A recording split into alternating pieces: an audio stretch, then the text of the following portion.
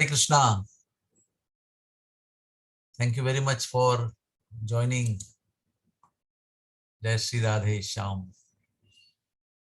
Om Ajnanatimirandhasya Jnananjana Shalakaya Chakshur Unmilitam Yena Tasmai Shri Guruve Namaha. Shri Chaitanya Manobhishtam Stapitam Yena Bhutale Swayam Rupa Kada Mayam Dadati Swapadantikam. Shri Krishna Chaitanya Prabhu Nityananda Shri Advaita Gadadhar Srivasadi Gaura Bhakta Vrinda. Hare Krishna Krishna Krishna Hare Hare Hare Rama Rama Rama Hare Hare.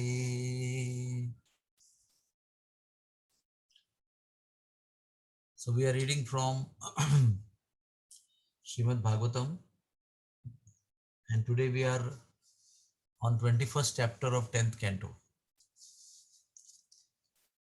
and this happens to be our 23rd discussion on Srimad Bhagavatam.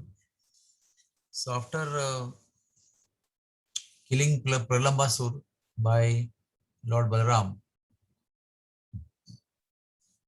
there was another forest fire which we will run through quickly.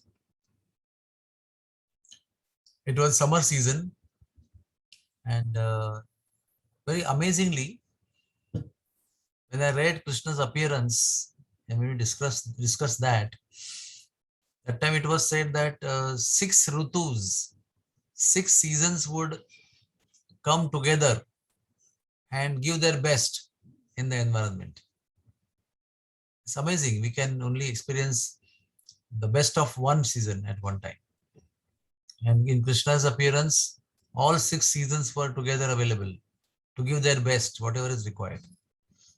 But still, it is explained that when summer came, it was very hot.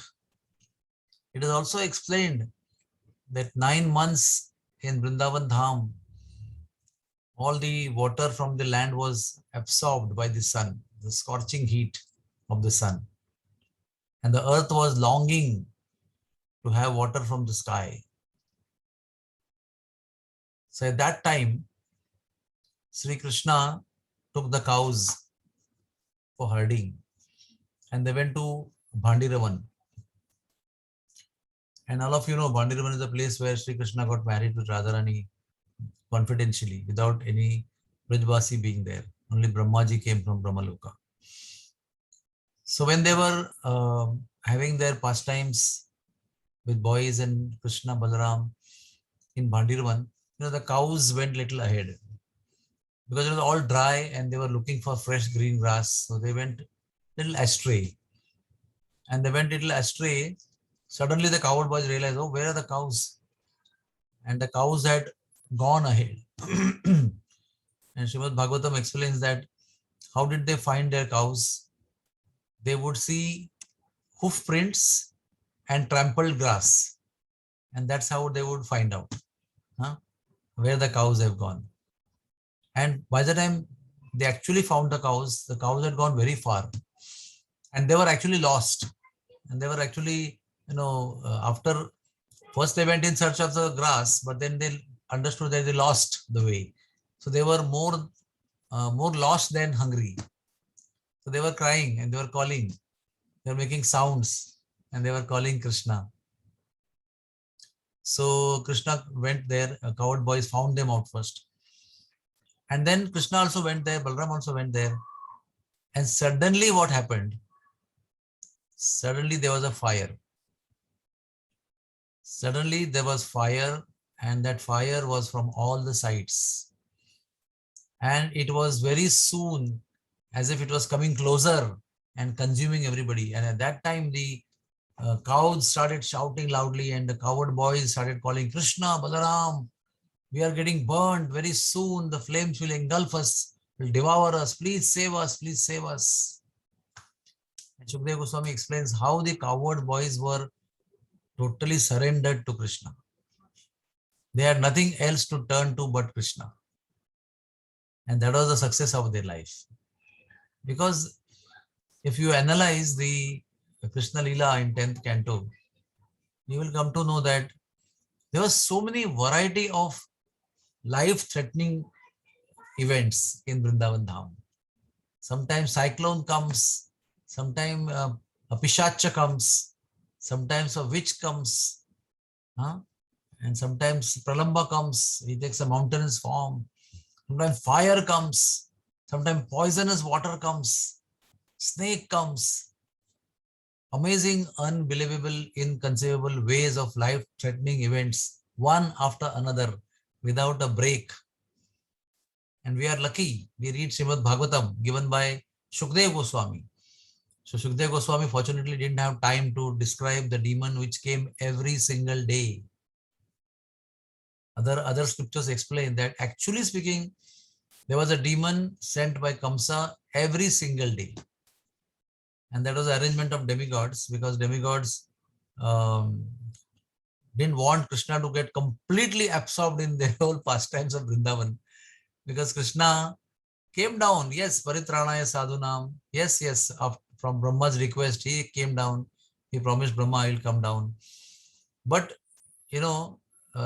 being a supreme person, supreme emotional person, he loved being with his friends and with his gopis and mother and father in Vrindavan.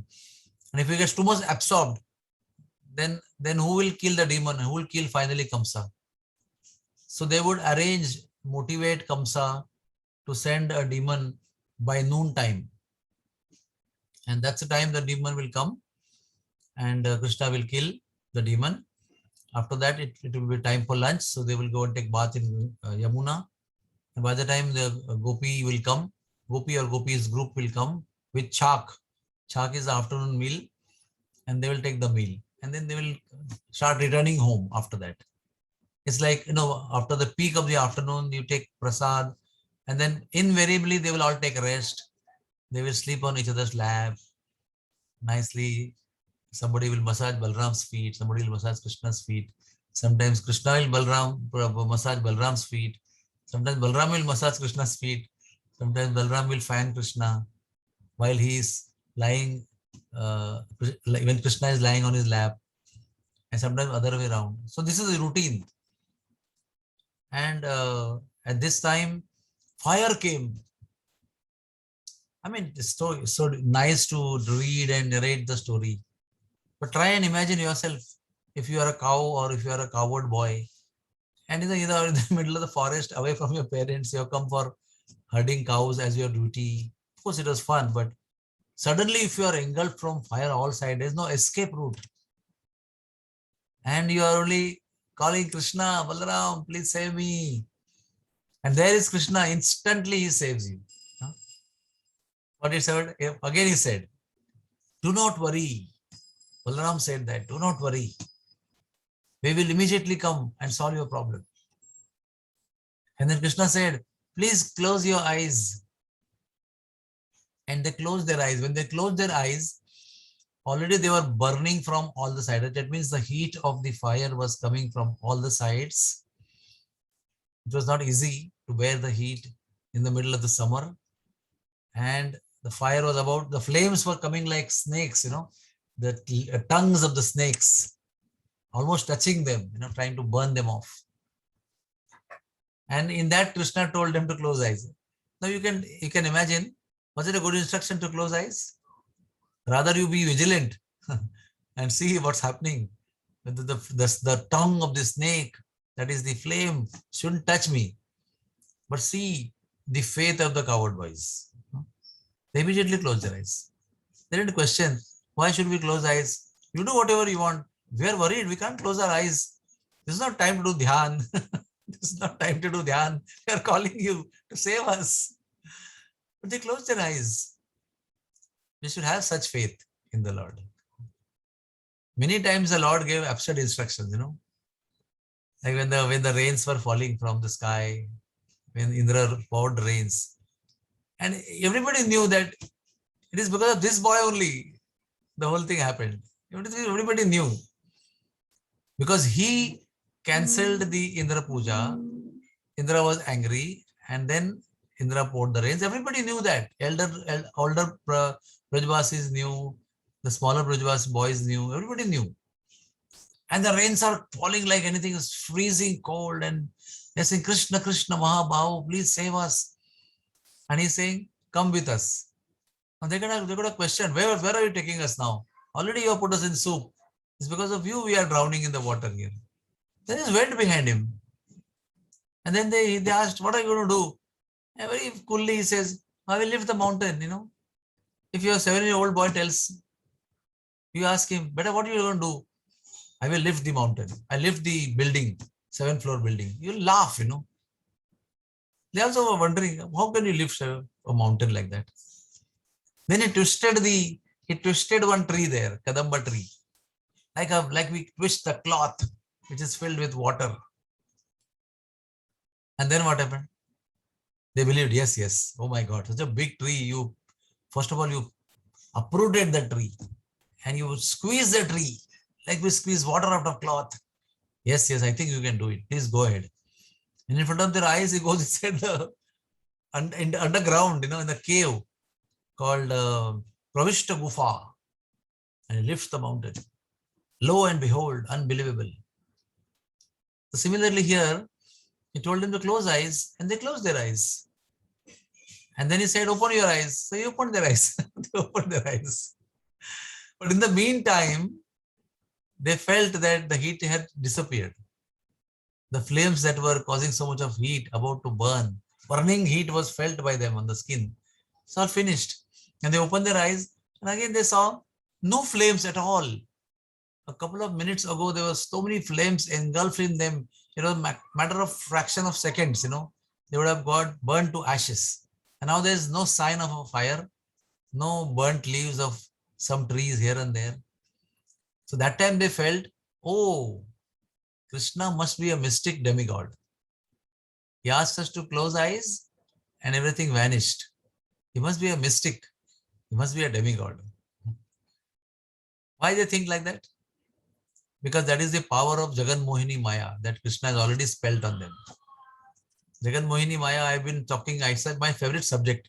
If you hear my many lectures, you'll find Jagan Mohini Maya mentioned many times because it really fascinates me.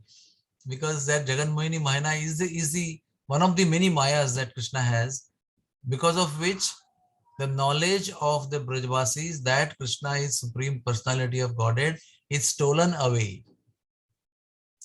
And then they talk like this, Is he a demigod? Is he a rishi? Is he a mystic? Is he this? Is he that? Who is he? That is also Vismay Katha. Vismay Katha means after Govardhan Leela, they all gathered and they had this discussion. Who is your son, Nanda? Is he a mystic? Is he a rishi? Is he a demigod? Is he a sadhu? Who is he? And every single word that the Brajvasis used, questioning, is he sadhu? He denied. He justified. How is not a sadhu? Is he demigod? Denied. How he can't be a demigod? Demigods are not like this.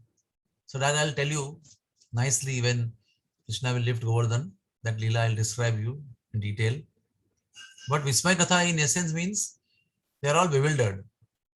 The whole pastime is actually the pastime of Jagan Mohini Maya, not Krishna and coward boys. Jagan Mohini Maya is dictating all the pastime of creating bewilderment. Vismay means achamba. Achamba means surprise, amazement. So Krishna gulped all the fire while they were closed eyes. And then they opened their eyes and everything was fine. And they were all wondering what happened to the fire, where the fire went. I read somewhere, but Bhagavatam is said in a little different way. Bhagavatam says both time Krishna asked the coward boys to close their eyes. In other scripture, it is said that first time he told, I mean, he swallowed the fire in front of their eyes. First time. That is in Vrindavan after Kalia Daman. Because they got late and they did not go home. They slept there only. I told you last time, the previous time. And that time they saw Krishna drinking the fire and they were completely mad. They couldn't understand how can somebody drink fire. We drink water, we drink sharbat, we drink cold drink, we drink lassi, chas, like in Vrindavan.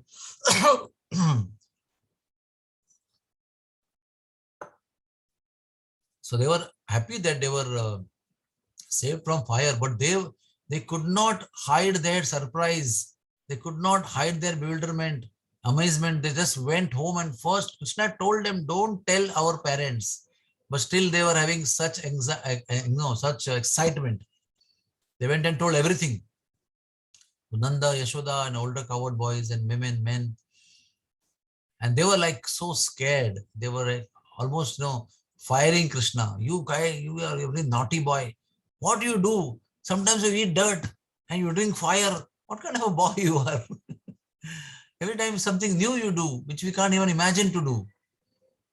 So this time Krishna told, please do not tell your parents.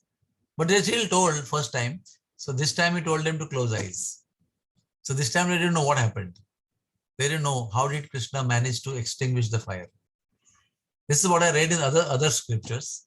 But Srimad Bhagavatam says that both the times he drank the fire and he told them to close the eyes. Then it was late afternoon by that time, and he led the cows and cowherd boys back home. And then the gopis came running because they saw Krishna coming, so they were excited. They're very happy to see Krishna. And then what happened? Then summer ended. Then there's a beautiful, you please read Krishna book. Very beautiful description of how when the rains came, how the picture in Vrindavan changed, how the earth was so thirsty of water and how the clouds satisfied the earth. And then the earth went on manifesting beautiful, beautiful situations of new twigs, new flowers, new fruits, fragrance, cool, manda sumanda sheetal vayu, manda sumanda sugandhit sheetal vayu flowing everywhere. Some beautiful atmosphere, lotuses blossoming, and birds chirping, animals grazing with happiness. And there was so much happiness when there was rains coming. Clouds were already happy because they could come and make some beautiful thunderous voice and thunderous sound and pour beautiful nectarian water on behalf of Indra. And then after that, it is explained that Krishna Krishna would go to Govardhan and then it would rain. Then Krishna would take the rice and yogurt in his hands and he would go inside the cave in Govardhan. And there he would sit with cowherd boys and eat the dahi rice. And sometimes he would come and see. The rain has stopped and he come out. And they will sit on the rock at the bank of a pond and then eat dahi rice. Such a great experience. Like now also it's raining outside. So you rain outside, you see from window, wow, wonderful rains. And sometimes you want to go and wet in the rains. So all kinds of things what we think and we do. Krishna did everything as a childhood pastime. And then after some time, the rain stopped. And it became clear skies. What is rainy season quality? All time skies are occupied with dark blue clouds, and thunderous sounds are coming. Now also I'm speaking, there is thunderous sound coming outside. There is bijli, lightning and thunderous sound last many days. And that also ended. And after that, skies became very clear. Sun became very sharp. But everything was very pleasant because it had just ended the rainy season. So everything was green. Like at this time, you go to Vrindavan, also it is all green everywhere. And in Vrindavan at this time, they put rice. All the other times, other 8 months, they are sowing wheat. But this, when you go in October, August and September, you will find everywhere scene like South India. All rice everywhere. Everywhere rice, rice and rice. Near Asheshwar Mahadev, near Nandagaon, on the way from Govardhan to Barsana. Everywhere rice, rice and rice. And so green and beautiful it looks. And then autumn came. Autumn means Sharad Rutu. Now we have also started Sharad Rutu. Sharad Rutu started with when Navratri began. So Sharad Rutu began. So it's very beautiful and very wonderful coincidence that we are describing about autumn, Sharad Rutu in Vrindavan, and Sharad Rutu also is now happening in our calendar of Mumbai. So in Sharad Rutu, then Krishna went to the forest. The sun had evaporated the water from surface of earth for 8 months. So then in the rainy season, mountains were very full of greenery, and the Vrindavan forest became very lush green with ripe dates and jambu fruits. Lord Krishna and Balram, surrounded by cows and their cowherd boyfriends, went there to enjoy. The cows moved slowly because of their heavy udders, but when Krishna called them, they ran quickly, and out of affection, milk flowed from their udders when they were running to respond to the call of Krishna.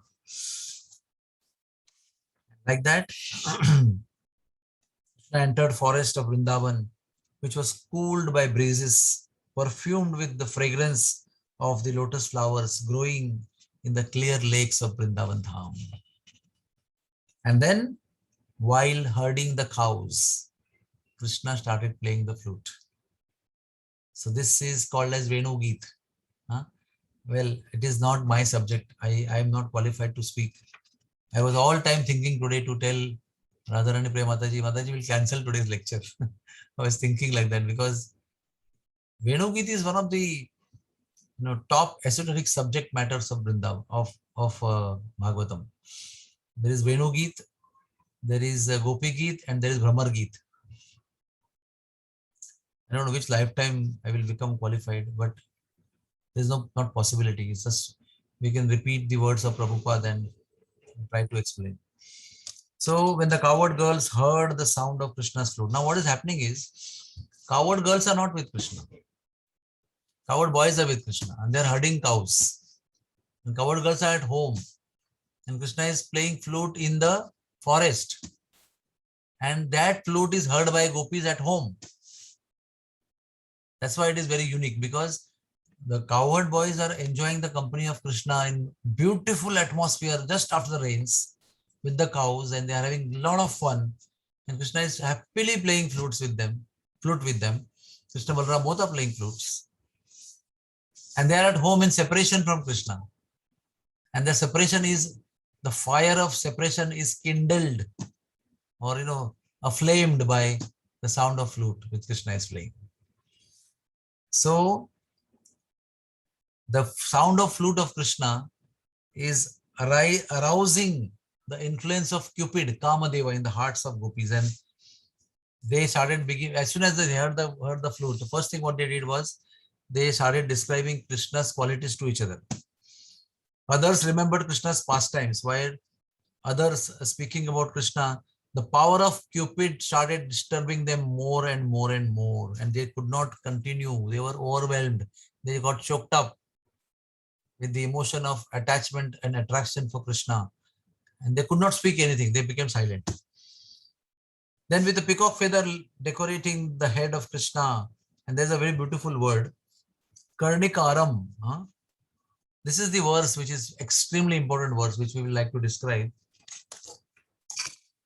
Varha Pidam Natavara Karnayo Karnikaram Vibadabasaha Kanaka Kapisham Vaijayanti Chamalam Randhran Venor Adhara Sudaya Purayan Gopa Vrindai Vrindaranyam Swapadaramanam Pravishad Gita Kirtihi.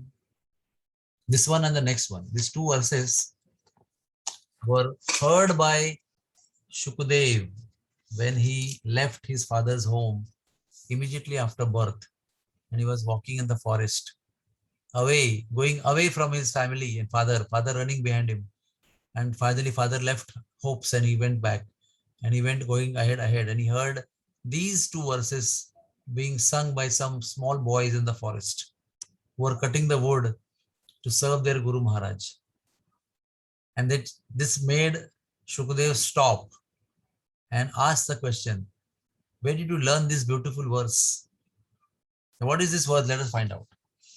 Wearing a peacock feather ornament upon his head. That means Baraha Pidam. Baraha means peacock. Apidam means the decoration of head. Natavara Vapu, the great dancer with transcendental body. The blue Karnikara flowers in his ear. There's something called as Karnikara flowers, which Krishna puts in his ears. And like we put tulsi leaves sometimes here. We South Indians, when we do puja, we put tulsi on his leaves. So like that, Krishna will put Karnikara flowers on his ears. His yellow garment is shining as brilliantly as gold. And there is a Vaijayanti garland on his chest. Lord Krishna exhibited his transcendental form as the greatest of dancers as he entered the forest of Vrindavan. As all of you know, there's nothing like walk in Vrindavan. Every step is a dance. Do not forget this description. Huh? They don't walk, they just dance. You have seen children, when they play in the garden, they don't walk. They never walk. They just keep dancing only. That's how they walk. They never walk, actually. They always dance. So Krishna is dancing. He's not in playful mood. He very elegantly, skillfully he's dancing. And then he entered the forest of Vrindavan, beautifying it with the marks of his footprint. I know, I just get tempted to tell you so many things. These footprints of Krishna on earth is a nourishment of earth. This was proved by Purnamasi to Yashoda Devi. Yashoda Devi wanted to make Krishna wear footwear, you know. And then Purnamasi told Krishna, wearing footwear in Vrindavan Dham is an offense to Vrinda Devi, because it's the land of Vrinda Devi, and if you wear footwear, it's an offense to Vrinda Devi. So when Krishna refused to wear footwear, Mother Yashoda asked him, why are you not wearing footwear? He said, Purnamasi told me that this is an offense to Vrinda Devi if you wear footwear. So Yashoda Devi went to Purnamasi to ask, what have you told him? What kind of justification is this? So she said, what will I tell a child? How do I convince him? Then why you told him not to wear footwear? She told, you go and watch yourself. When Krishna puts his foot on the ground, one by one, if you go and study with microscope, with the lens in the hand, you will come to know that area is effulgent. That area has a golden border and golden effulgence. And you will see earth getting so much of nourishment and life. And that's how each and every footstep gives life to Mother Earth. So then she didn't believe it. So she went. This is Kavi Karnapur is explaining in Krishna Karnamrita. Yashoda Mata went, following Krishna's footprints a little later than he went. And she actually saw that each and every footprint was kumkum red color, very, very fragrant, because she went and wanted to kiss the footprint. So she got the beautiful smell of the footprint. And she from very close distance, she saw that it was effulgent. It was life. She could see the life blossoming from each and every footprint of Krishna.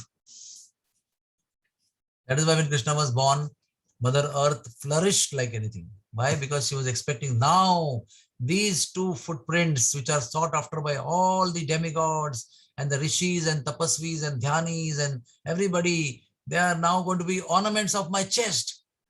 My Vakshasthal will be decorated by the footprints of Krishna. She was so happy. So now actually she is experiencing the beautification, the nourishment, the nutrition, the life, the vibrancy, everything she was experiencing because of Krishna's footprints. He filled the holes of his flute with the nectar of his lips. Adharamruta. What is explained here? Venor Adhara Sudaya Purayan Gopa Vrindair. Purayan means completely filled. He filled Randhran, that means the holes of the flute. And after filling the holes of the flute with Adhara Amruta, he walked ahead and the cowherd boys sang his glories. Iti Venuramam Rajan Sarvabhuta Manoharam Shrutva Brajastriyaha Sarvaha Varnayanto Bhire Bhire.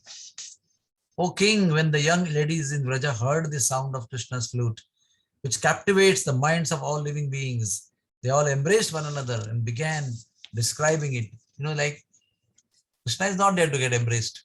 So they are embracing each other and expressing their joy. And they are trying to explain what they feel. What do they feel by hearing Krishna's flute? So now this is tempting me to tell you a little bit about Krishna's flute.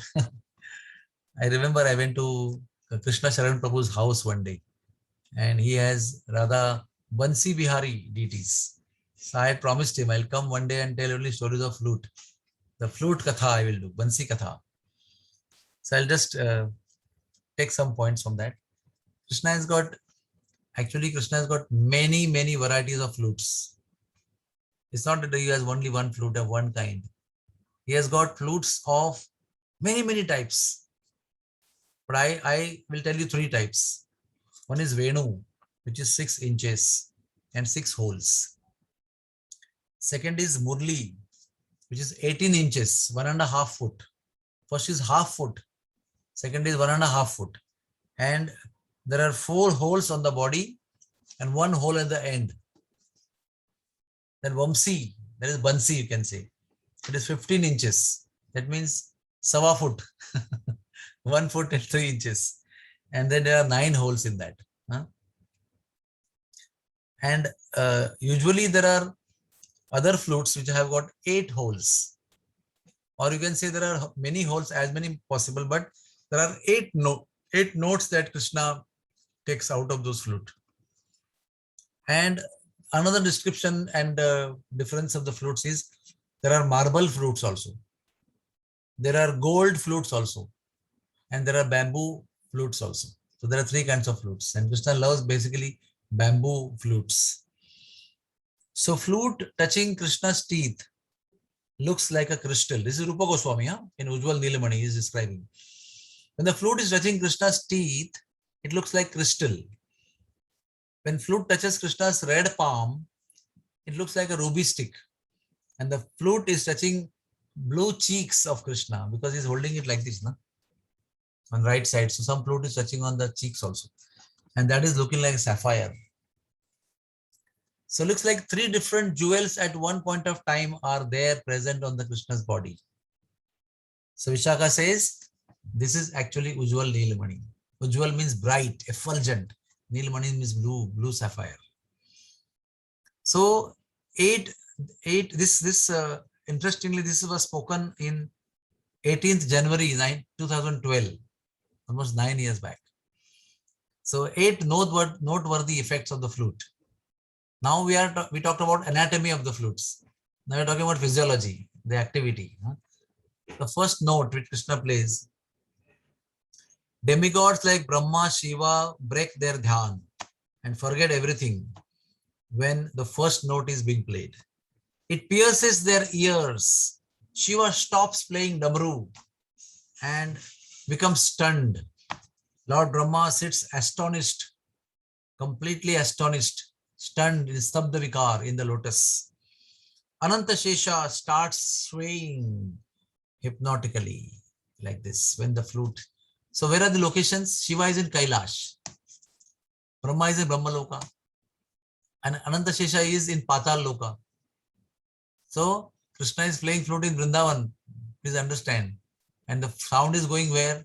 Sound is going in all the 3 planets. It is explained that when Krishna plays flute, it crosses Bhuloka, Bhuvarloka, Swarloka, Janaloka, Tapaloka, Maharloka, Brahmaloka, crosses the boundary of Brahmanda, goes to Ananta Brahmanda, goes to Garbhodak Shai Vishnu, goes to Karanodok Shai Vishnu, And Karana Udakshayi Vishnu wakes up from his yoga nidra and starts swaying with the sound of the flute.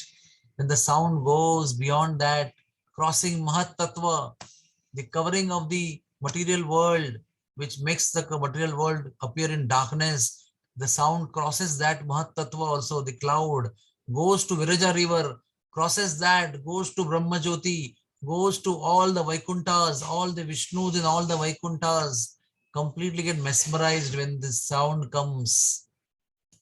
And then it goes to Ayodhya, spiritual Ayodhya, and Dwarka and Mathura, and there all the personalities of Godhead, Dwarkadish, Ayodhyadish, Ramachandra, and Mathuradhish, Krishna, all of them start swaying. Then the sound goes to Goloka, and all the gopis there also get mesmerized. This is when Krishna played flute on Mother Earth in the 28th Dwapar Yuga of Vaivasvata Manu. Please understand. And that place is still there. That is called Kamyavan Charan Pahadi, where Krishna went and played the flute. And when Krishna went and played the flute there, the stone melted where he was standing. It was twilight time when he played that flute. And what happened was, when he disappeared to play the flute, at that time, the coward boys were wondering, where is our friend? Where is our friend? And coward girls at home were getting restless because it is time for their meeting. So they were meeting, where is Krishna? We want to meet him. So when he went and played the flute, it gave two signals to two kind of people. It gave the signal to coward boys, don't worry, I'm here only. I'm here only. See, I'm playing flute here. It assured them that I'm not lost, I'm here only. And then assured the gopis, just now coming, don't worry, I'll just put these boys at home and I will just join you. When he was doing that, he was playing flute and he was standing on the rock, and the rock started melting. He started going down in the rock. And a cow came running on the melting stone. And his stick also was on the getting deep in the melting stone. And when he got out of the stone, stopped playing flute, the stone solidified. And there's a beautiful footprint of Krishna, big footprint. Which one is a full footprint? Left one is a full footprint. Right one is a half footprint. Then there's a cow stick, and then there is a cow hoof on that. And that's on the mountain, Charan Pahadi. It's a mountain which represents Lord Shiva. The second tune, when he plays, Yamuna flows backwards. Amazing, na? Yamuna, first she starts whirling around when the flute sound comes. And after the flute goes on and on, she starts flowing backwards. I don't know where the water must be going when she's flowing backwards. It's also said that when third note Krishna plays, the moon stops moving. The sun and the moon stop moving in their orbit. They just get completely bewildered. When the fourth note is played by Krishna, the cows run up to Krishna, stand motionless with their ears upraised to drink the nectar of the flute. Now this is the note which Krishna plays at Ter Kadamba, fourth tune, because there he has to gather all these scattered and wandering cows to go back home. So he climbs on the topmost branch of the Kadamba tree. That is called Ter Kadamba, and he does Ter. Ter means he starts calling. How does he call? He plays that fourth note. And when he plays the fourth note, each and every cow will hear her name, not the flute. Like if Radharani Priya Mataji was the cow, she will hear Radharani Priya, Vishakha, Yogmaya, Monika. Like that they will hear. They will not hear the flute. It will be flute also. At the same time, name will be heard in Krishna's sweet voice ringing in their ears that Krishna is calling me. And they will run. And they will run and run and run like mad with raised ears and raised tails. And then gaze up, all of them looking up to the topmost branch from where the sound is coming. And then their mouth is open, eyes are wide open, ears are upright, tight, and tail is also tight up. And then the calves also are running behind the cows, the baby cows. And when baby cows stop, they want to drink the milk. But they also hear the sound of the flute of Krishna. And then what happens? Their mouth is open, the jaw falls down, the mouth is filled with milk, which they have just sucked from the mother's udders. And because they are not drinking it, they are open like that. Droplets of milk fall from the mouth on the ground, and Mother Earth relishes that Mahaprasad of the baby cows, which is coming from the mouth of the baby cows. They are also open mouth under the shade of the cow. They are also looking up under the cow's body, looking up from where the sound is coming. Everybody is stunned with happiness. And of course, we will describe later on the fifth note in the next time when we'll describe Rasa Leela. Huh? When fifth note Krishna plays, this note is dedicated to only coward girls, gopis. And what happens with the cows? Same thing happens with these coward girls, gopis. Everybody will hear their name. And wherever Krishna may be in the middle of the forest, and they may be at home milking their cows, and they will hear their name. Lalita, Vishakha, Tungavidya, Dhanishta, where are you? Please come. I'm waiting for you in the forest. It's like mobile, without an instrument. It's ringing in your ears. Oh, Dhanishta, oh, Sitat Chandranana, where are you? I'm waiting for you here. Come up fast. Then there is sixth note. When Krishna plays sixth note, it creates autumn season. Whenever Krishna wants autumn season to come, like this season, he will play sixth note. It creates autumn season, rich foliage, and blossoming fruits. And the second effect of sixth note is the stone melt. The stones melt. Now, when Krishna played the flute on the Charan Pahadi, which note he must have played? Obviously sixth note, because that melts the stone. So wherever Krishna played the flute and the stone melted and created footprints. There are so many footprints of Krishna. There in Nandagaon, small footprints, gopis would cry. There are footprints in Choti Bhaten, Badi Bhaten. There are many footprints there. There's one footprint of Balaram in Kamevan near the Pahadi there, near Govimasur Gufa. And there is a footprint in just close to Ghevarban, where Radharani Krishna footprints together are there. All this is the effect of flute. There's one footprint in Kadam Khandi, where Krishna went on the mountain. Naga Baba's jata was stuck in the jhadi, and Krishna appeared to free him from the entanglement of his jata with the jhadi. So he said, no, you call her who had me entangle my jata in the tree. Why you have come? Who are you? Call her who has done that. So Krishna climbed the mountain there. And from there he called Radharani. While calling Radharani, he was so overwhelmed that his footprints came there on the mountain. And then Radharani came. And then he allowed himself, his jata, to be released from the tree branches. And both of them give darshan. And from there only Naga Baba went back to Godhead. So there are so many footprints. Seventh note instantly ushers all the seasons, manifesting their full splendor with soft, sensuous southern breezes, carrying perfumed aroma of fresh forest flowers. You have to just be there to experience all this. It's a beautiful explanation. And my dear friends, what remains is the eighth note. I'm sure you know what I'm going to tell you. The eighth note is dedicated for only one person. When that note is played, no one hears anything except that person. Whatever that person is doing, it will be heard by that person. And that is Radharani. This flute is played when Krishna goes to meet her in Nikunja. He goes with Subal and plays the flute, eighth note. And Krishna Radharani is there in Jawat, in the house of Jatila and Kutila. And she becomes restless there.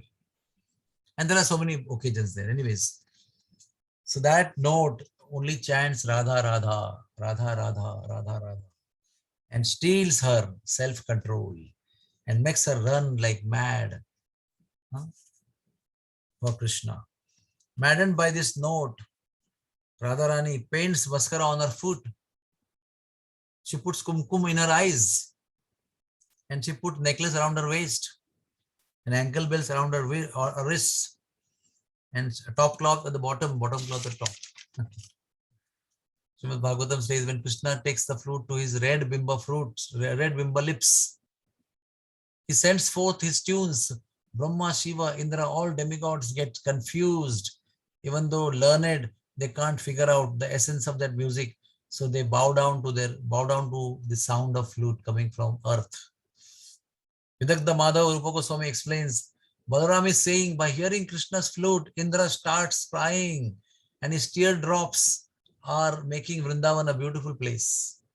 So Balaram is explaining that Indra is crying in ecstasy, and that is what is we call it a rain. Srimad Bhagavatam explains, upon hearing flute, bulls, deer, cows get captivated, stop chewing the food. Food starts falling from their mouth, ears become upright and they become stunned and appear like paintings. Nectar of Devotion, chapter 30 says, the cows get stunned, forget to drink milk from mother's milk bags, and the eyes embrace Krishna, filled with tears. There's inertia. There's one type of ecstasy is called inertia. You become lazy, actually. Braja Vilas Stava, written by Raghunath Das Goswami. With duets of veena and flute, the deers get stunned, they stand still. Who is playing veena? Radharani is playing veena when Krishna is playing flute. The deers get stunned and stand still. Half-chewed grass starts falling from their mouth.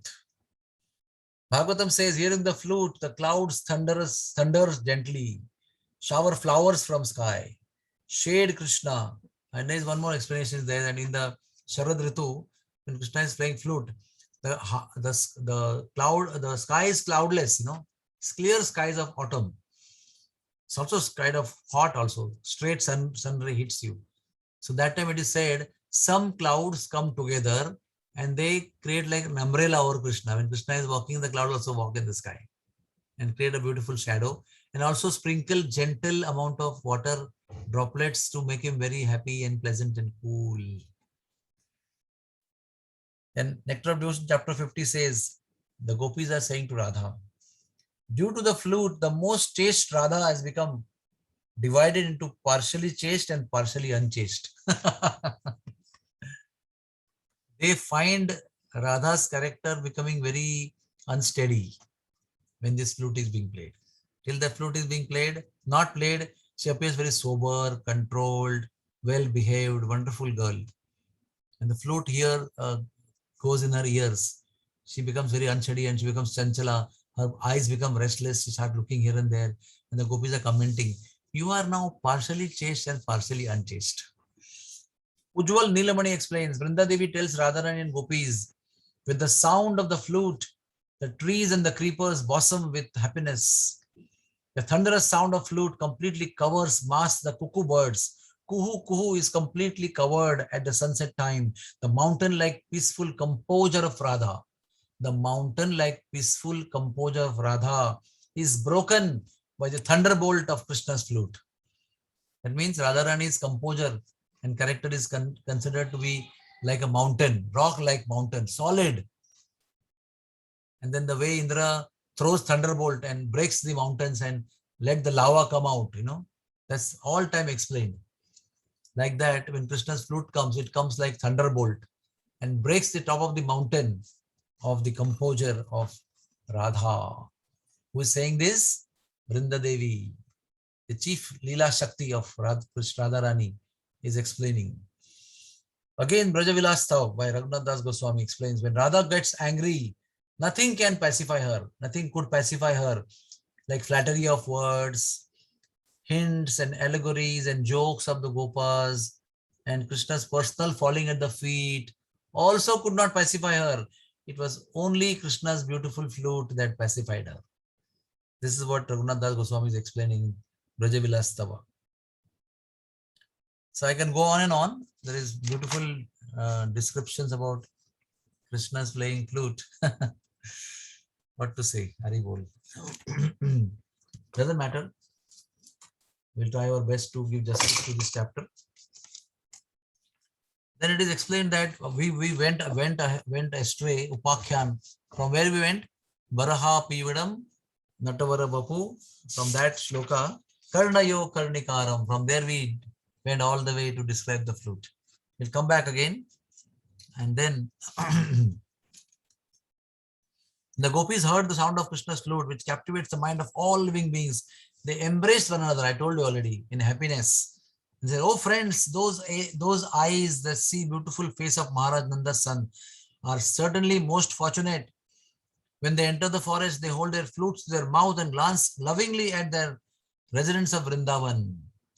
For those who have eyes, they are saying, we think there is no greater an object than Krishna and Balaram playing their flute, herding their cows in the middle of the forest. So this sloka, Baraha Pidam Natavara Bapu, Karnayo Karnikaram, was sung by gopis. In fact, whole Venugeet is sung by gopis only. So Chakravarti Pad explains, one gopi said, oh friends, if you simply remain in the shackles of family. So now they are, talking to each other. Oh gopis, you are lost in your families of husbands and children and doing household duties. You are wasting your life by doing those simple duties of home.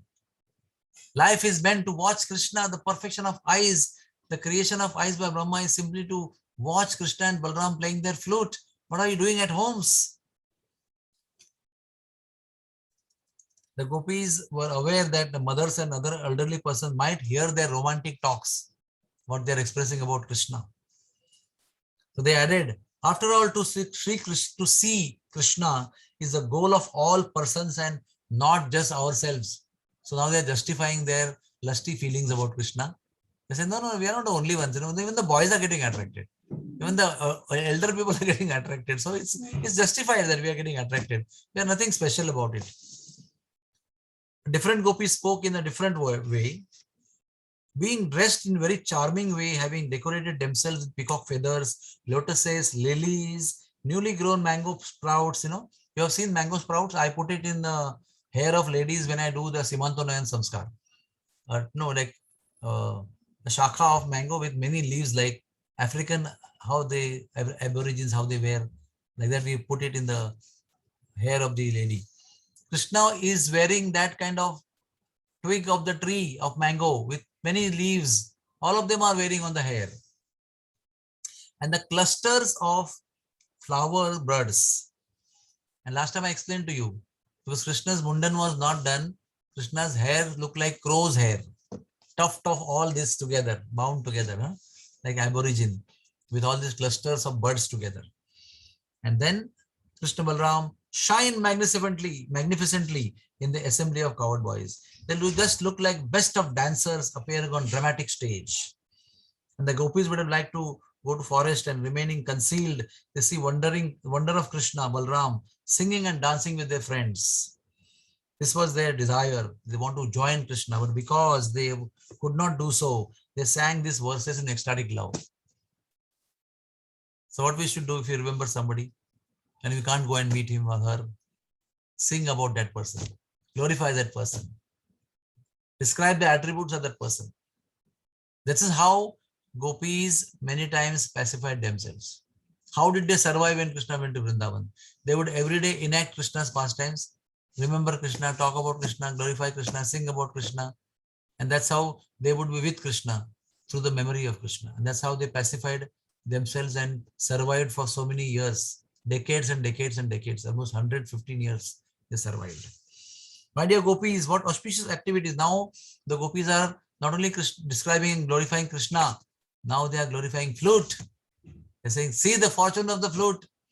What austerities, what punya karma, what Vaishnav seva they have done, that they are now, the flute is now stuck to the lotus lip of Krishna, drinking the nectar of Krishna continuously. We get the nectar, Adharamruta, in between sometimes as a glimpse when we meet him. But look at this shameless flute. All time she is stuck to the lip of Krishna and drinking the Adharamrita constantly, the nectar of the lips of Krishna. And then because of she is drinking the nectar from the lips of Krishna, she becomes so enchanted, so divine. There's such beautiful sound she makes. She gives so many beautiful sounds, which when enter in our ear, we get mad completely, lose our composure, lose our so-called chastity, which is not there, of course, which is only meant for Krishna. they are glorifying, and they are further saying, look at that. The mother of the flutes must be so happy to seeing her daughter doing such wonderful service to Krishna. Who is the mother of the flute? The river bank. River bank, the land at the river bank where the bamboo shoots grow, huh? From which the flute is made. So they are glorifying the mother of the flute also. She must be so happy today to see her daughter stuck to the lips of Krishna. And the forefathers of the flute, the bamboo trees, they are shedding tears of joy with jubilation to see their grandchild stuck to Krishna's lips. Oh friend, Vrindavan is spreading the earth's glory, having obtained the treasure of Krishna's feet. This was already described. Vishwanath Chakravarti Pad explains, the peacocks request Krishna, oh Govinda, please make us dance. So Krishna will play the flute. And when peacocks come, when Krishna play the flute, peacocks come. Then what happens? Then the gopis come. And the gopis start making assistance to the music. The music begins with the flute. It is accompanied by the bangles, banging by gopis just are banging their hands and playing the melody. Beautiful music is coming out. Then they start banging their 2 feet together and the ankle bells are making beautiful sound. So flute, ankle bells and the bangles. This is the original musical concert of Vrindavan Dham. And the Gandharvas, Yakshas, Kimpurushas, Kinnaras, and everybody, all the musical best people on the creation in the universe, they are simply struggling to match that melody in the swar and tal. And they, in their whole lifetime of Krishna, they never could match that melody, which was created by Krishna with these 3 things. The peacocks then surround Krishna and dance in rhythm. And Krishna also sings and dances in the middle. Out of gratitude, the peacocks offer their feathers to Krishna. Out of gratitude, because Krishna played flute and made us dance, here are our feathers. And in the manner of musical performers, and Krishna keeps on accepting one leaf from one peacock and starts putting on his head. This is every day's pastime. And there are many other pastimes when Krishna put the peacock's feather in his head. And imagine, gentle animals such as deer greatly relish his transcendental entertainment and so get a good view. They flock on the top of the hills. These gopis' emotions are amazing actually. Even they're in separation mode from Krishna, they're never jealous. They never think that, oh, this flute, oh, this cowherd boys, all time they are surrounding, oh, these cows all time. They are just appreciative of them. In fact, they glorify them. How wonderful. See how wonderful the flute is. See how wonderful the cowherd boys are. See how wonderful the peacocks are. They are giving so much joy to Krishna. They're giving their feathers to Krishna. Krishna is putting them in the turban. So wonderful, so nice. And then now deer ka description comes. Please listen, oh my dear friends. Listen to the description of the deers very carefully. When Krishna leaves, sometimes he goes and meets gopis privately. And gopis smear chandan, kumkum, aguru, and beautiful colorful ointment on their chest. And just before Krishna goes, they take Krishna's feet and just hold Krishna's feet on their chest tightly, like the whole and soul property of their life. So when the red soles of Krishna's feet is touching their chest, the kumkum on their chest touches the red soles of Krishna's feet. This is a deep meditation. Kavi Karnapur is giving this deep meditation. And then finally they have to leave their feet, the feet of Krishna. And then Krishna goes on doing that with everybody. I mean, they take Krishna's feet. And finally then they have to leave because Krishna has to leave. This private affair cannot go for a long time. They would like it to go on for eternity, but he has to go. All coward boys are waiting and Madhuras are wondering where is he gone. And then he starts walking on the grass. Then what is happening? The kumkum and the chandan and aguru, mainly kumkum, starts getting attached to the grass. The stains of kumkum is on the grass. And the deers are behind that. And as Krishna walks and colors the grass, behind that the deers go on eating that grass. Imagine, what a fortune. They're just going behind without disturbing Krishna, but they are going on eating that grass, which is, colored with the kumkum. And as soon as they do that, they go in complete ecstasy. They go mad completely. First of all, the kumkum from the body of the gopis, whose existence is love, personified. Upar se Krishna's lotus feet. And then he's walking on the ground, and the third party is getting the benefit. And then the fourth party is taking the benefit of the benefit which the third party has received. And the fourth party becomes completely ecstatic. And what happens? They simply start gazing at Krishna. And Shukdev Goswami also further explains that they actually worship Krishna by their gaze. Krishna is walking and they're just gazing at Krishna. And it is explained as worship. So sometime you go to Gopinath and just look into the eyes of the deers who are standing there. Just look in the eyes of the deer. The deer is completely stunned with bright, wide open eyes. Anyways, the doe-eyed are very, we describe somebody's beautiful eyes with doe eyes, like the Hirni Jesi Netra. And those eyes, which are deep, dark, and wide, they are also now further widened. And that is simply the emotion of being stunned. And it is explained that they do not need a agarbatti, a dhoop, or a lamp, or a ghee lamp, or chamara. They don't need any of these things, but they are still worshipping Sri Krishna, the full personality, by their gaze. So this is the story of deers. Also, when they hear Krishna's flute, again they get mad and they start worshipping Krishna through their eyes. I hope we are, 7:41, my God. So according to the Acharyas, gopis were thinking like this, because Krishna is the object of affection for all the male deer. They're happy to sue their wives. Now see, this is very important. Because Krishna is the object of affection for male deer, they are very happy to see their wives are also attracted and to Krishna. So male deers are also watching their wives. Female deers are also attracted to Krishna. So how do the gopis think about it? Just see. On the other hand, our husbands are jealous of Krishna and they can't even stand the smell of Krishna, the fragrance of Krishna. Considering this, what is the use of our lives? And here again, I'll tell you what we have to run a little fast. So here it is said that when the deers are encouraging their wives to see Krishna, why our husbands don't encourage us to see Krishna?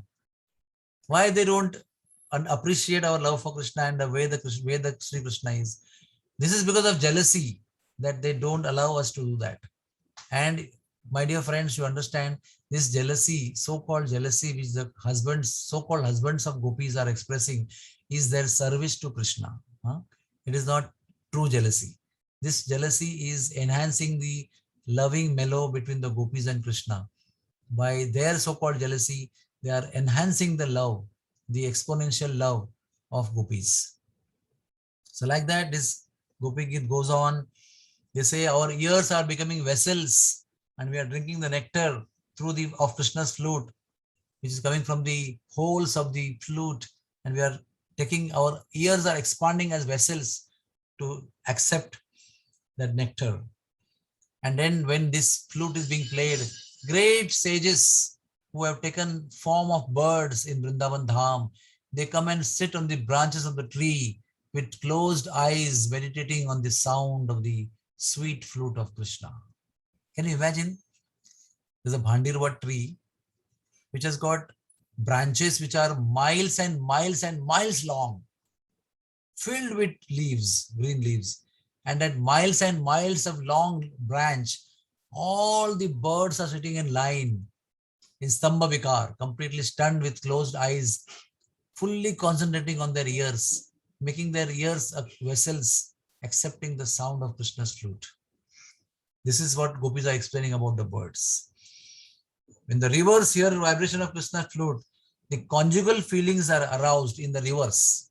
The rivers who are devis, the conjugal feelings, Madhuri Ras is invigorated in their persona, causing their flow to become disrupted and the water becomes agitated into whirlpools. As Krishna tends cows and continually plays the flute, in the full heat of the sun, the clouds in the sky expand themselves to love and cover Krishna as an umbrella while sending few sweet, cool droplets of water. Hare Krishna. Now, I will end with describing one verse, which also is a very famous verse of Srimad Bhagavatam, the celebrated verse. Antaya Madriya Bala Haridasa Varyo Yam Rama Krishna Charanaspara Pramodaha Manam Tanoti Sahago Tayoryat Pani Yasuya Vasakandara Kandamulai. This verse also is a part of Gopi Geet. And I can appreciate the consciousness of gopis. They are appreciating each and every party which is enhancing the flute playing of Krishna. And one of the party is Govardhan Hill. Govardhan Hill, they are glorifying because Govardhan Hill is also one of the group of people, one of the object, one of the personality, which is encouraging Krishna to play the flute. So what is he saying? What is said here? All the devotees. Now they describe the sages, the birds, the deer, the cows, the calves, everybody. Of all the dear devotees of Krishna, the Govardhan Hill is the best. Haridasa Varya. Oh my friends, this hill supplies Krishna Balaram along with their cows, cowherd friends with all kinds of necessities. Water for drinking, soft yellow, soft green grass, caves to sit in and enjoy, fruits, flowers, vegetables. And in this way, the hill offers respect to the Lord. The way of hills, the hills offering respect to the Lord is by offering all these things. So it is said a silent lover. He doesn't appear to be acting physically. He is silently standing, but he's doing so many activities by just standing silently. Being touched with the lotus feet of Krishna Balaram, the Govardhan Hill appears jubilant. Now, also, many waterfalls are there. Many water reservoirs are there. Many jewels are there. Many herbs are there. Many fresh different kinds of leaves are there. Flowers are there. Berries are there. Every single thing that needs Krishna to be happy or makes Krishna happy, everything is available in Govardhan. So the best of all devotees, when Chaitanya Mahaprabhu glorifies the gopis as best of all the devotees, and those best of all devotees are glorifying Govardhan as Hari Dasa Varya, the topmost of all the servants of Lord Hari. And then Vishwanath Chakravarti goes on describing the glory of Govardhan. These are unlimited glories of Govardhan. So, he also goes on explaining that Govardhan Hill provides other beverages as well. Honey, mango juice and pilu juice is also offered by Govardhan Mountain. In the caves, Krishna Balram and their friends used to play. They sit and lie down and hide and play hide and seek game. These caves were very pleasing when it was too hot, too cold, or rainy in the rainy season. So thus, very short description of the glories of the flute is getting over now. The glories of the flute is unlimited, and to somehow or another remain always engrossed in the thoughts of Krishna. This is very beautiful. So Chaitanya Mahaprabhu recommends us that we should remain absorbed in the glories of the flute of Krishna, think about them, chant them, speak them, tell them to others, and be happy. By this way, one day you will be able to hear the flute of Krishna. बंसी की तान सुनाने को कब आओगे शाम, कदम के तले बंसी की तान सुनाने को कब आओगे शाम, कदम के तले. This is our call, our cry, that when we will be able to hear the flute.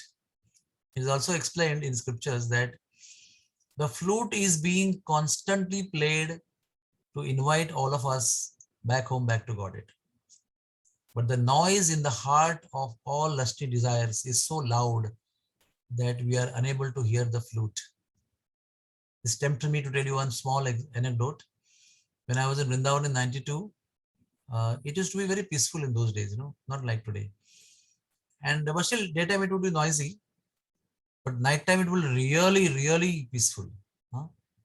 And long, far away, there was Jagannath Ghat, beyond Keshi Ghat. And in Jagannath Ghat is Jagannath Mandir.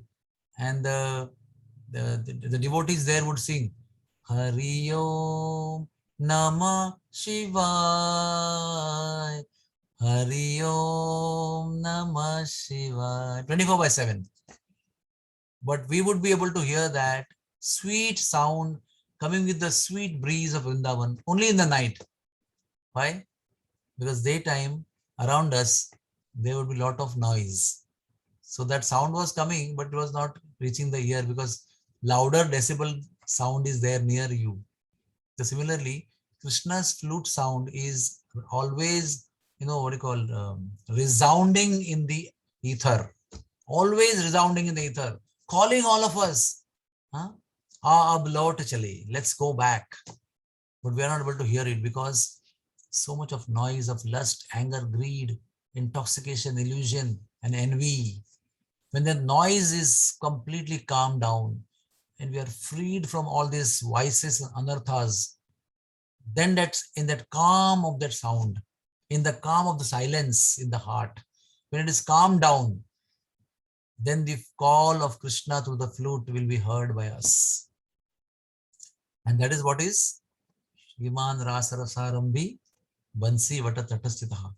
Karshana Venu Swanair Gopir Gopinath Sriyastunaha. Gopi Nath is standing at the banks of Jamuna under the Bansivat tree and playing the flute and calling. Karshana Venu is attracting the hearts of all the gopis. When he will attract my heart? That is the prayer of the devotee.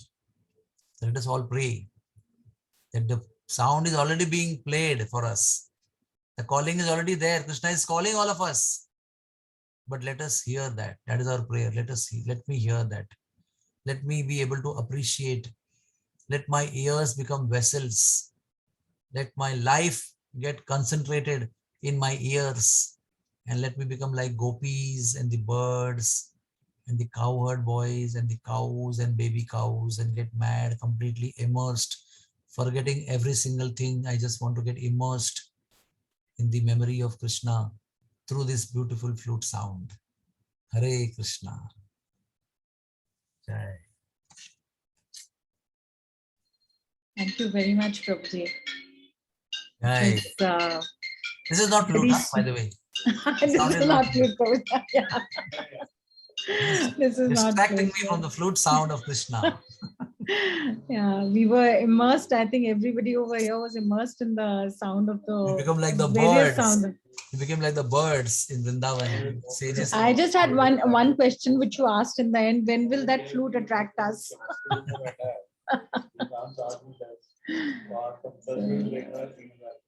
This was really the day the sound, the noise in the heart becomes calm. It becomes silenced. That day itself it will be heard because it is being played constantly. Very kindly it is being played constantly. When we are ready, it will be heard. But it is not very far. If you stick to the order of Guru Maharaj and Surrender your life to the order of Guru Maharaj to follow his order. The day is not far. Hare Krishna. Thank you, Prabhuji. Anybody has a question? I think one of the Prabhujis had raised his hand.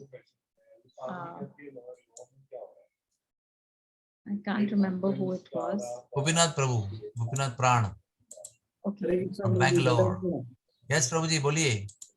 धन्यवाद, बहुत अच्छा कथा था. It was very nice कथा, Radhe and Shyam. you kept us absorbed completely. So yeah, I also had that same question which Mataji told, but you answered that question about the flute. Now my question is, actually you told about one pastime where Purnamasi was able to see the beautiful footprints of Lord Krishna, and Yashodamai is asking, where is it, where is it? But I know that they are all transcendental personalities.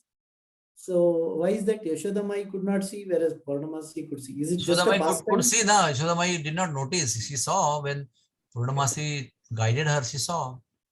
Okay. So each one needs one devotee to get guided. Each one of us. Huh? Okay. Although we are practicing devotional service, we are also trying to become devotees, but each one of us needs one devotee to show us something new about Krishna. Like I needed that Pujari of Kalia Ghat to show me that Amrut Kalash after 30 years of visiting Vrindavan Dham. I told you last time, right? Yes. Yes, I know. Like that, it is. Then I'll further tell you that. Then she said, okay, I understand that the Bhumi is being blessed by the footprints of Krishna. So what about the stone? He also climbs mountain, na? Govardhan, Kamevan mountains. His feet are so soft and buttery, and it's going to hurt him like anything. I think he should at least wear footwear on the mountain. Huh? At that time, Purnamasi says, my dear Mother Yashoda, please go and follow him when he jumps from the mountain, and then you'll come to know yourself. So very eagerly and curiously, she went behind Krishna. And that was Krishna's Mundan day, by the way. Huh? The day of Mundan of Krishna. Before that, his hair were like crow's hair. And then there was a Mundan ceremony. And he went to, which place, Kedarnath of Vrindavan. Adi Kedar. In Kamevan, there is a Kedarnath. So there he went, and there was the Mundan ceremony location venue was Kedarnath. So Krishna jumped and ran. And Yashoda remembered the words of Purnamasi. So she wanted to check, and she saw whenever Krishna's lotus-like, butter-like foot was touching the mountain was becoming so soft like butter itself. And when you lift the foot, again it will become hard. And there will be footprint. And again, he would put, now I mean, I'm telling you very slowly, but Krishna is just jumping. And every time it is melting, hardening, melting, hardening. Like that, all the path of Krishna's traversing was full with footprints, because every time he would put foot on the ground, on the mountain, it will melt like butter and make it as soft as possible for Krishna's pleasure. And that when Yashoda saw, now she said, Purnamasi Mataji, I am completely convinced now. I should never give Krishna any footwear in Vrindavan. Because I know mountain is also having another Leela, the Bhumi has another Leela. Now why should I be in between? Let everybody be happy and I'm also be happy. As long as Krishna's feet are not disturbed by the hardness or harshness of the land or the stone, I have no problem. Hari Bol. Thank you so much. Hare Krishna. Yes, Yogmaya Devi. Any question you have? Yes, Prabhuji, Hare Krishna.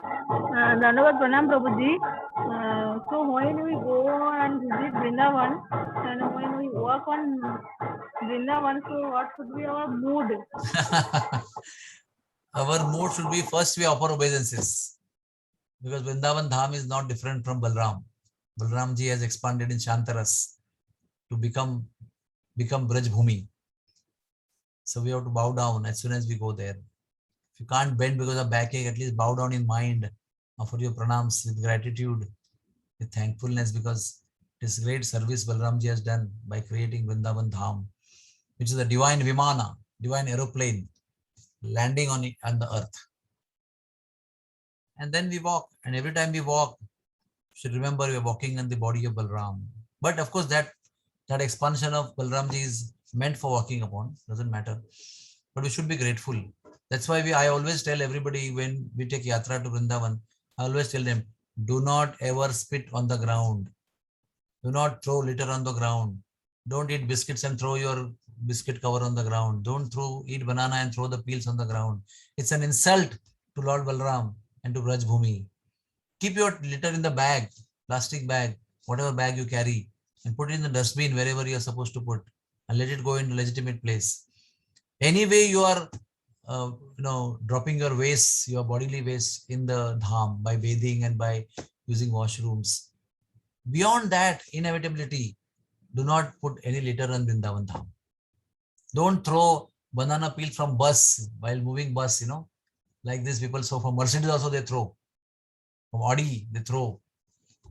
Because they only have external richness and internal poverty. So they do all these things, activities. That's a big offense. So when we go to yatras, we should be very careful and always remember that we are not qualified to be here, but we are allowed to be here by the blessings of Guru and Vaishnavas. Okay? Thank you very much. Yes, thank you, Prabhuji. Thank you so much. Anybody else? Yes? Radharani Priya, any concluding words on the sound of flute of Krishna? Yes, Dr. Vishakha, any concluding words? Thank you, Madhurila Mataji. Thank you. Jai. Hari Bol. Hari Bol, Hare Krishna. Such From a San pleasure. Diego, from Laguna Beach. No, Thank you. from Los Angeles. From Okay, Los Angeles. LA, Dwarka, LA. Matsaka Avenue. Yeah, this is my Kusum Sarovar. Wow, very good. Wonderful. I've been there. Okay. Thank you so much, everybody. Thank you Hare very much. Krishna. Hare Krishna, Krishna Krishna, Hare Hare. Hare Hare Ram, Ram Ram, Hare Hare Hare. Ram, Ram Ram. Some Hare two Hare. persons have raised hand. No, I think it's okay. Fine. Yes, Prabhuji. Yes. Who's that? Divya Prerna. Krishna. Prerna. Okay, let me ask first. Let me a chance to dear Divya Krishna. Yes, Divya Krishna. Hari Bol. Prabhuji, I just wanted to say thank you. Thank you very much. Very good. Yeah, I like the thing which you said when Krishna believes the note 1, note 2, and You please write down those notes, huh? yes. Hari Bol. Thank you so much. Yes, Dr. Prerna, please. Thank you so much, Prabhuji. I can't express my feeling because whenever you speak about Vrindavan and Braj, you just place us at Vrindavan, and my gratitude to you for that, because most unqualified people like me are able to hear such nectarian katha. Thank you so much, Prabhuji. Thank you. Jai Shri Radhe Shyam. Thank you. Thank you very much. So we end here. Hare Krishna.